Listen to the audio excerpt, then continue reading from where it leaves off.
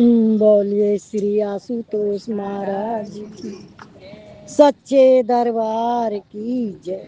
भगवत प्रेमियों, सभी के हृदय में बसे हुए शुद्ध परमात्मा को शुद्ध हृदय से नमस्कार नमस्कार नमस्कार।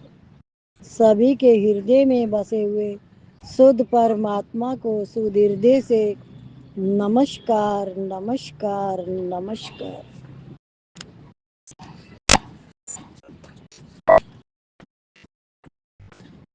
भगवत प्राप्ति क्रिया साध्य नहीं है। एक बात विशेष ध्यान देने की है कि जिसको मुक्ति कल्याण अथवा भगवत प्राप्ति कहते हैं वह स्वतः सिद्ध है, क्रिया के द्वारा सिद्ध होने वाली चीज नहीं है।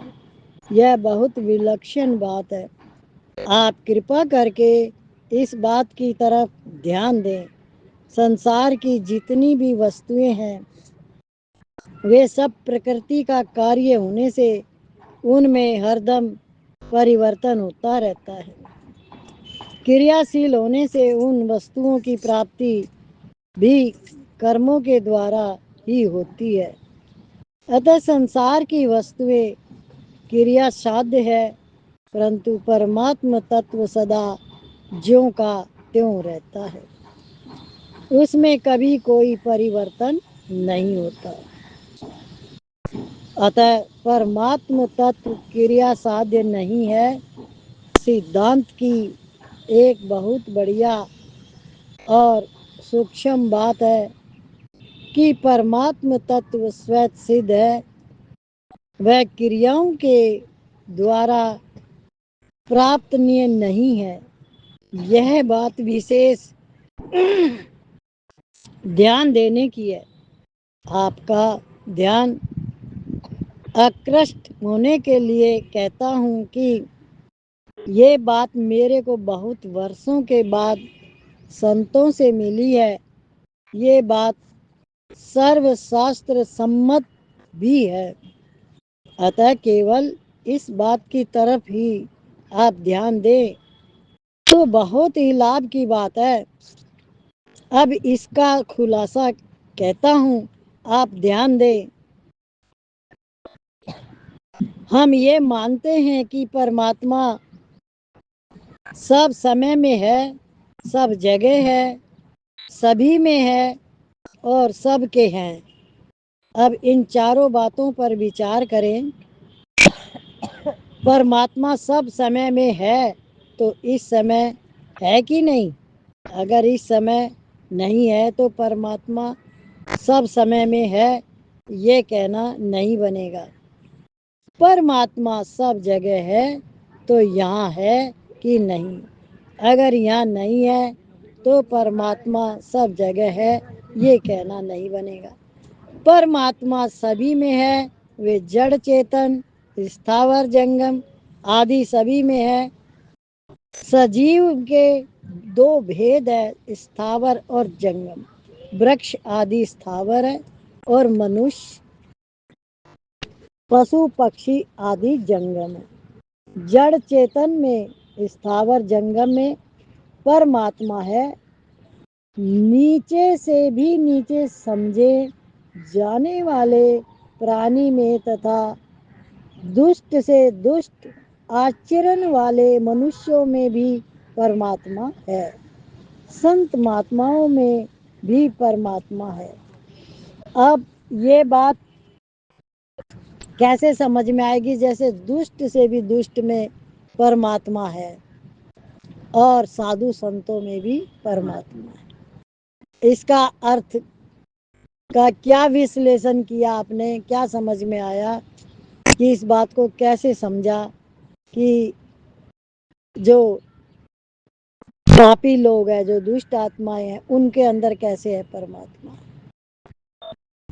जिसमें प्राण चल रहे हैं उसमें ही परमात्मा का वास है। प्राण ही इस परमात्मा, चाहे भले वो दुष्ट है चाहे वो संत है।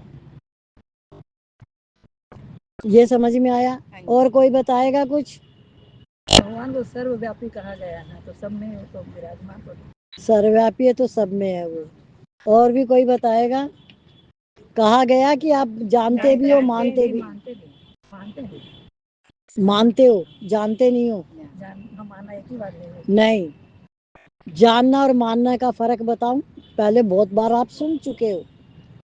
एक लड़का और एक लड़की ने एक दूसरे को देखा नहीं था, तो उनकी जब सगाई हो रही थी तो माता पिता ने बताया ऐसा रंग है लड़की का और ऐसे नाक नकस है और ऐसे ऐसे उसकी इतनी लंबाई है, इतना ऐसे शरीर है, मोटा पतला सब बता दिया।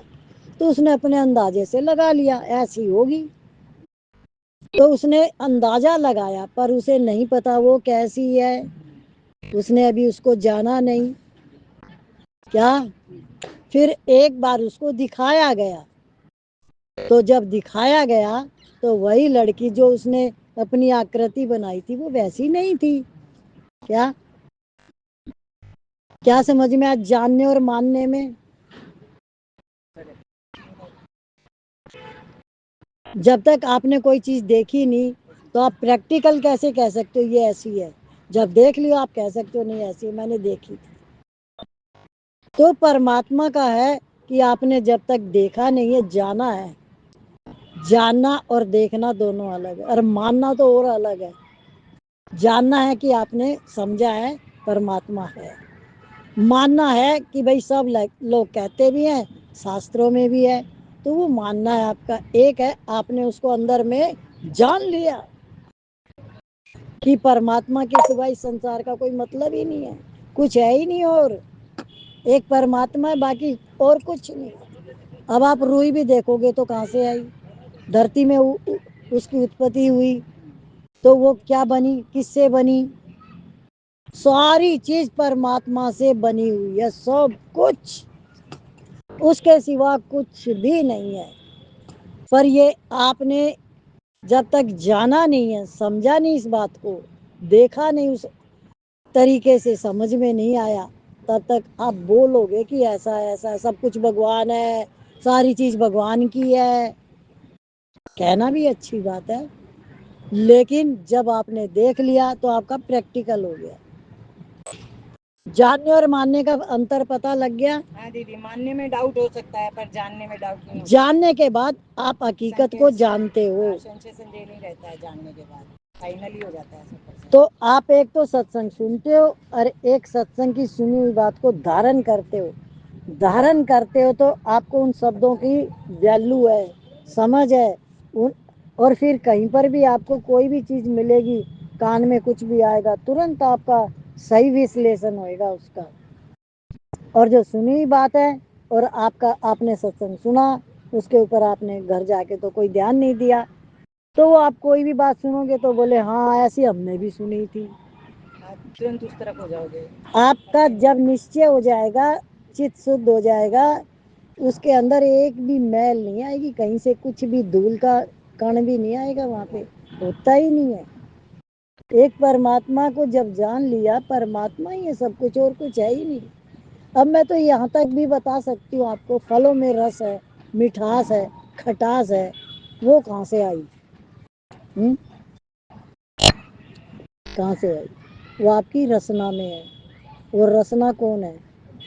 5 ज्ञान इंद्रियों में, वो ही तो बताती है ये खट्टा है, ये मीठा है। और वो किसकी सत्ता से काम करती है? और वो किसकी सत्ता से काम करती है? वो सत्ता ही परमात्मा है। अब आप कितना और नजदीक जाना चाहते हो? अनहद नाद का आता है, तो अनहद नाद जो हमारे अंदर बज रहा है पहले से ही, वही हमारे कान सुनते हैं। वही मंदिर में घंटे घड़ियाल बनाए गए और उसी से ही हमारी आंखों की ज्योति, ये इसी से ही रोशनी यानी दीपक बनाया गया।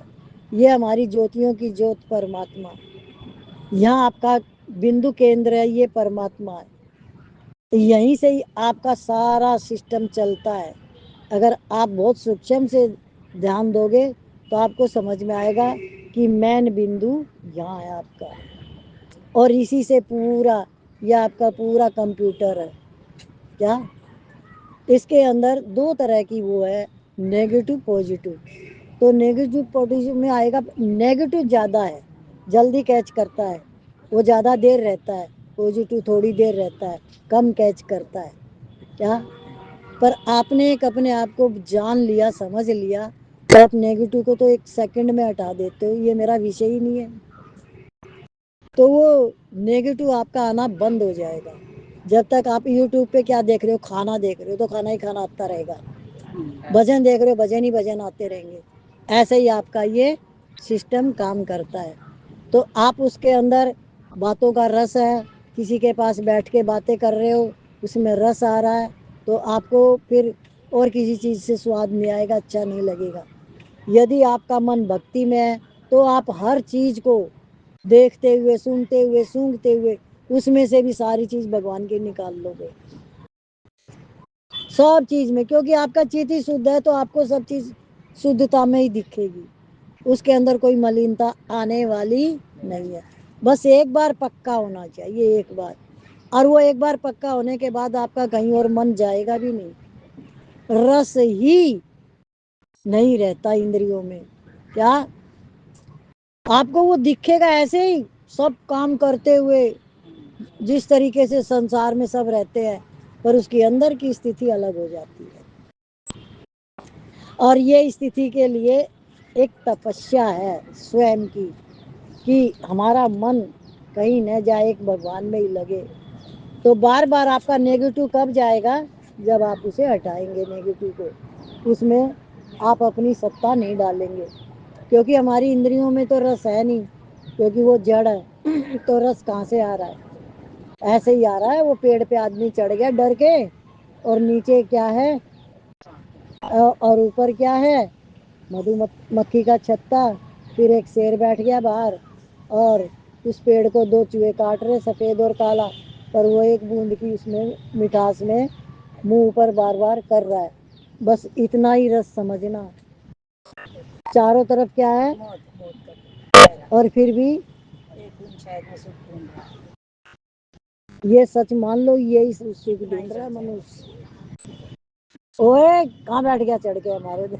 हाँ देखो ना आप कैसे घुस के बैठता है, इसको ठंडी लग रही है, ये पोटी कर जाएगा दीदी। चले डंडा कहाँ है तेरा,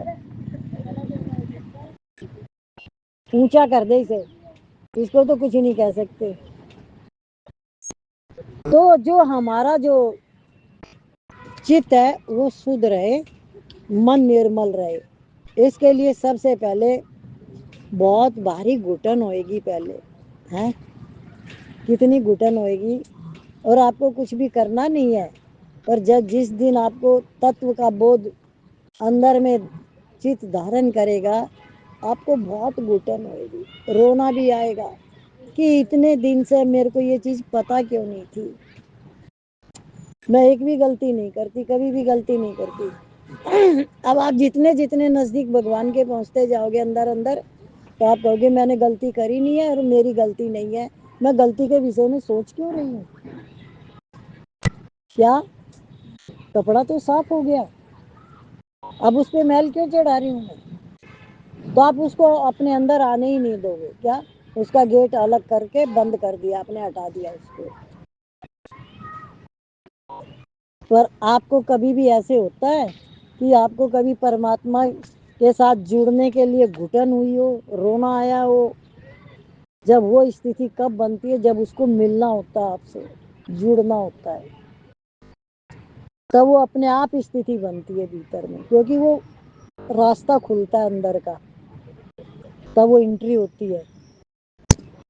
भगवान तो पहले से ही है हमारे अंदर, पर हमारे को बोध नहीं हुआ, जो चीज पास में उसको ही हम, अभी आप देखो कहीं पर भी कोई सामान्य इंसान देखता है, कहीं कहीं कुछ भी देखता रहेगा, उसे यही नहीं पता कहाँ क्या रखा है, पर उसमें जिसकी आसक्ति होगी वो चीज तो उसे दिखती जाएगी, कैसे ना कैसे, ना होते हुए भी चीज दिखेगी, हाँ, सही कह रहे हो, जिस चीज की उसको गहरी इच्छा होगी और आसक्ति होगी वो दिखेगी उसे। तो अब जिससे आपका द्वेष है वो आपके अंदर पलता ही रहेगा, पलता ही रहेगा, आप उसे कितना भी हटाओ हटेगा ही नहीं, जब तक आप उससे प्रेम नहीं करोगे। और द्वेष वाले से प्रेम कैसे करोगे, द्वेष हटे तो प्रेम होए, तो वो आपके अंदर की जो ग्रंथि है वो सबके लिए एक है, तो द्वेष को ही हटाना है, उस एक से नहीं हटाना, द्वेष को ही हटाना है। क्या? द्वेष ही निकलना है। द्वेष ही ना रहे मेरे अंदर, क्योंकि एक परमात्मा और तो कोई है ही नहीं। तो मैं द्वेष किससे कर रही हूँ? अपने आप से। प्रेम किससे कर रही हूँ? अपने आप से। तो ये चीज जब आपको अपने से समझ आ जाएगी, तब आपकी वो ग्रंथि खुलेगी। और जब खुलेगी, जितना आप नजदीक पहुंचोगे, अपने आप अनुभूति होएगी उसको, अपने आप। जो सुना हुआ ज्ञान है, जो हम बोलते हैं, वो है बुद्धि का ज्ञान। अंतर जगत का जो ज्ञान होता है, वो हकीकत होता है। अब आप कभी भी, आपके चित्त पे ये ध्यान रहेगा सुनने के बाद भी रोज, कि पूर्ण परमात्मा का वास और कुछ है ही नहीं, क्योंकि आपका चित्त ने धारण ही नहीं किया। आप सुनते हो जब बोलते हो, और जब आपने जान लिया तो आपके अंदर से ही निकलेगा, एक भगवान और कुछ है ही नहीं। फिर आपको कुछ करने की जरूरत नहीं, वो तो है ही पता, और निकलेगी आवाज अंदर से वही। ये वाणी का असर कुछ समझ में आया? सुना हुआ बोलना और अंतर जगत में जाना, अनुभव करना। वो तो 100% डंके की चोट पे कहेगा कि एक परमात्मा के सिवा कुछ है ही नहीं। वो दिखेगा, बोलना भी कहाँ है, वो हकीकत है, वो तो दिखेगा। सब जगह परमात्मा ही दिखेगा, क्योंकि वो है। अब वो क्यों नहीं दिख रहा? क्योंकि आवरण किसका? काम, क्रोध, लोभ, मोह, अहंकार, शत्रुओं ने आपके ऊपर आक्रमण कर दिया है? और जिनसे हमारा लेना देना नहीं है। क्रोध करेंगे तो अपना नुकसान, लोभ करेंगे तो अपना नुकसान, और मोह करेंगे तो दोनों का नुकसान। जिससे भी करेंगे, चार दीवारी से करोगे या पलंग से करोगे या अलमारी से, किससे करोगे? है? और वो आपकी है, सामान धरने के लिए अलमारी है, फेंकने के लिए पलंग है। दीदी को एक क्वेश्चन, संत में भी परमात्मा है और पापी में भी परमात्मा, उसका क्या? अब ये भी तो बताया, यही चल रहा है पूरा। संत में परमात्मा और पापी में परमात्मा। तो परमात्मा तो एक ही है ना, तो वो दोनों में ही रहेगा। तो वो भक्ति करता है, वो संत बन गया। वो संसार में जिस तरीके के कर्म करता है, तो वो पापी बन गया। आप जो भी कर्म करते हो उसके ऊपर ध्यान दो कि आप कर क्या रहे हो। तो पापी कौन है और संत कौन है? कौन है पापी, बताओ? हम ही पापी हैं, हम ही संत हैं दीदी, हम ही मित्र हैं अपने, हम ही शत्रु हैं। वही आई बात, जो हम परमात्मा की तरफ लगे रहते हैं, उसके रास्ते पे चलते हैं, बताए हुए वचनों पे चलते हैं, तो हम साधु हैं, संत हैं। और जो हम संसार में घूम रहे हैं, आसक्ति में, मोह में, क्रोध में, लोभ में, तो हम पापी हैं। आपका कर्म प्रधान है। जो भी आप कर्म करते हो उस पर विशेष ध्यान दो। और वो कर्म भी कब होता है? स्वभाव संस्कार से। जब आपके सत्संग में आने से ऐसे स्वभाव संस्कार बदल जाएंगे, तो वैसी वृत्तियां नहीं रहेंगी अंदर में।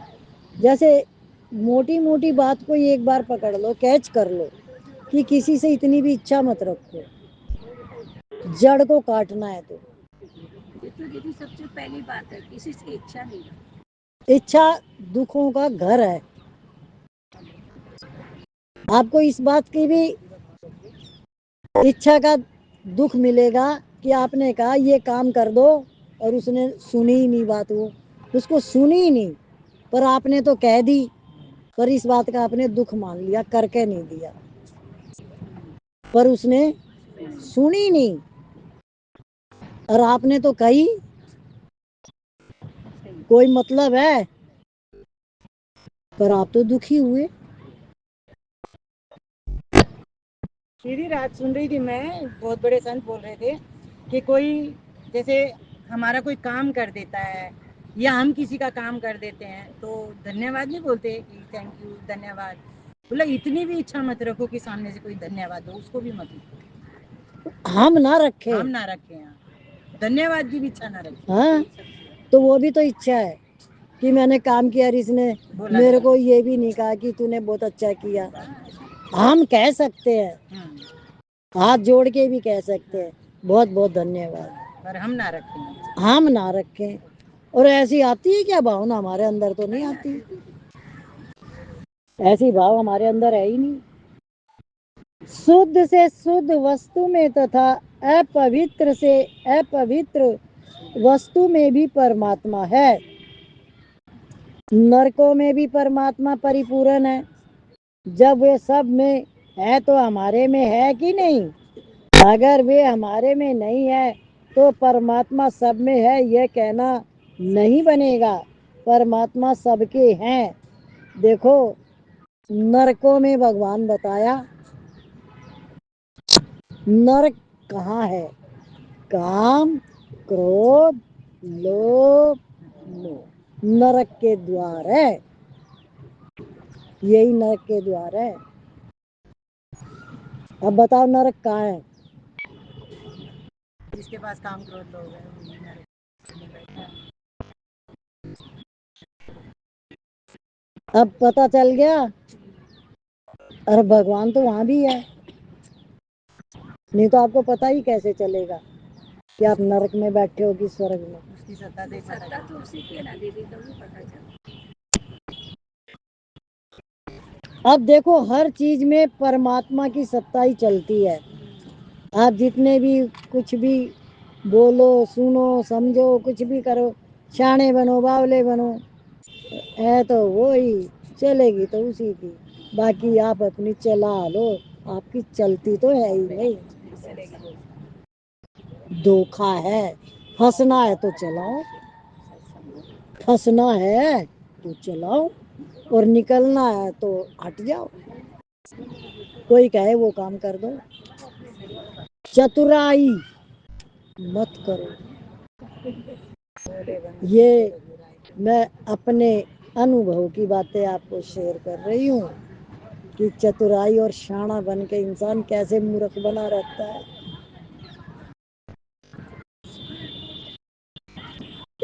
जिसको समझ में आ गई वो तो समझ गया।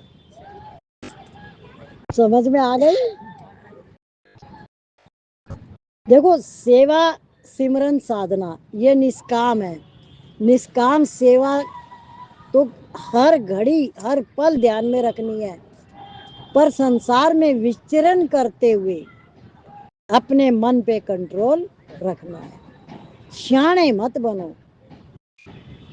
आप अगर गृहस्थ आश्रम में हो तो कर्तव्य कर्म आप करो, पर शाणे मत बनो। किस बात को कहा गया है? क्या कोई एक शब्द में बता पाएगा?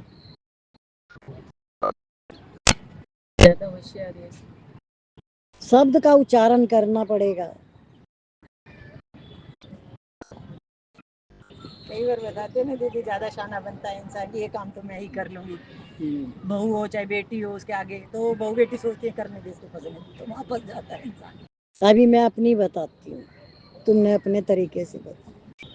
जब हम दिल्ली थे, बड़ी दूर दूर जाके साग लाते, वो सामान ढो ढो के थैले भर के, मैं और सुमन पाटू गोदी में सामान लेके चलते। फिर घर में आके वो इतनी सब्जियां काम में थोड़ी आती है, पर वहां से तो वहाँ के रेट बहुत सही है, चलो उठा लो फटाफट, है ना?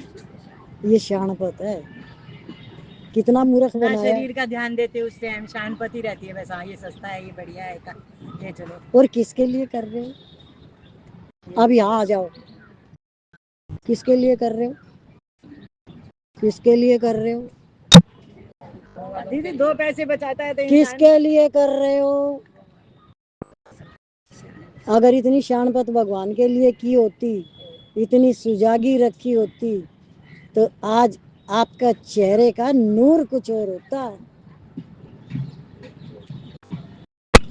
तो महात्मा जैसा तेज होता चेहरे का। तो जब भी तो वो उनसे उनको सारी चीज, सारी फैमिली उनकी है, तो सारी फैमिली बनाओ। 5-7 के पीछे क्यों घूमो? इसमें खपता रहता है 5-4 के बीच।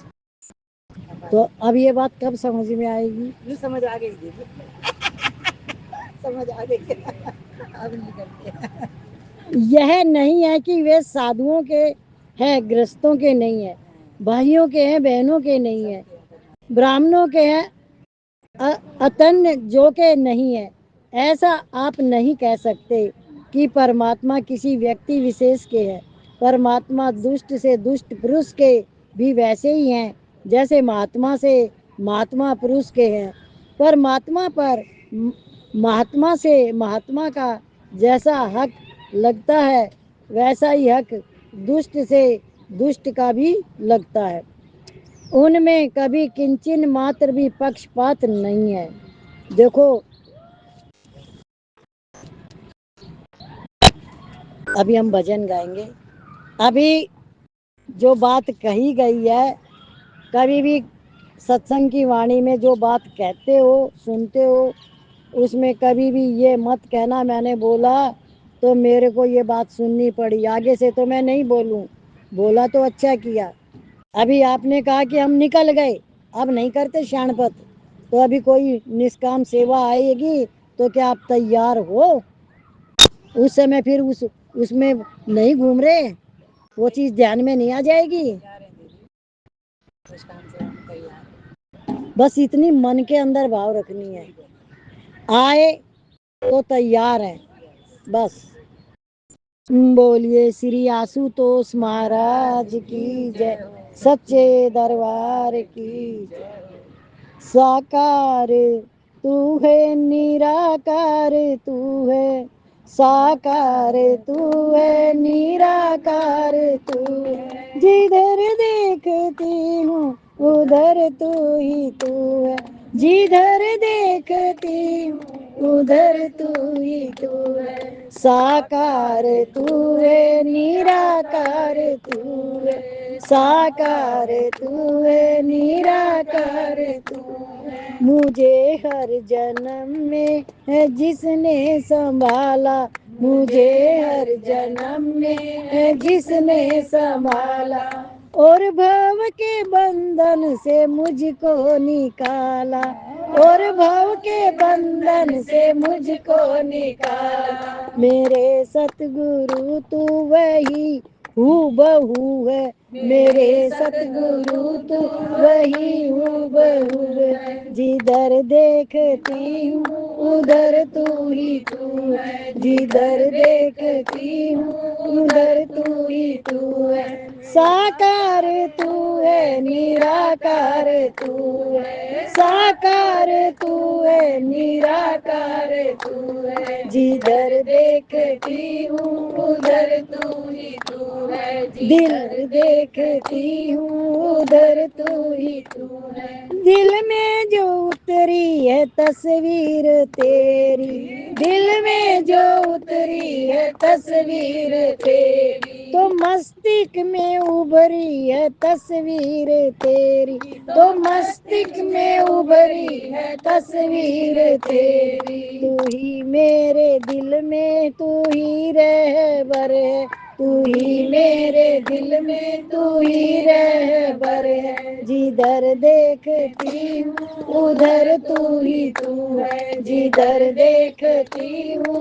उधर तू ही तू है। साकार तू है, निराकार तू है, साकार तू है, निराकार तू है। जिधर देखती हूँ उधर तू ही तू है, जिधर देखती हूँ उधर तू ही तू है। कभी आप कुछ मांगने को कहेंगे, कभी आप कुछ मांगने को कहेंगे, तो तुमसे तुम्ही को प्रभु मांग लेंगे, तो तुमसे तुम्ही को प्रभु मांग लेंगे। तुम्हारी ही हरदम में जुस्तजू है, तुम्हारी ही हरदम में हमें जुस्तजू है।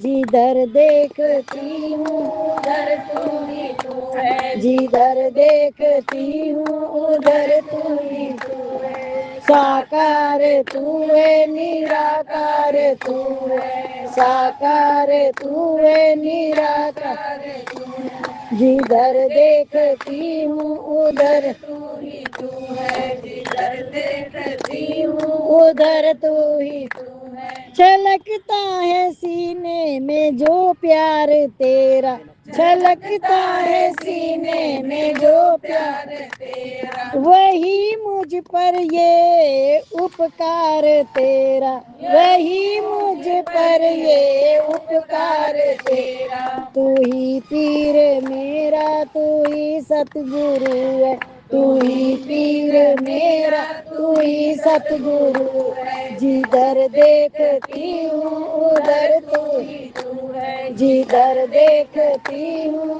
उधर तू ही तू है। साकार तू है, निराकार तू है, साकार तू है, निराकार तू। जिधर देखती हूँ उधर तू ही तू है, जिधर देखती हूँ उधर तू ही तू। बोलिए श्री सतगुरु महाराज की जय, सच्चे दरबार की जय।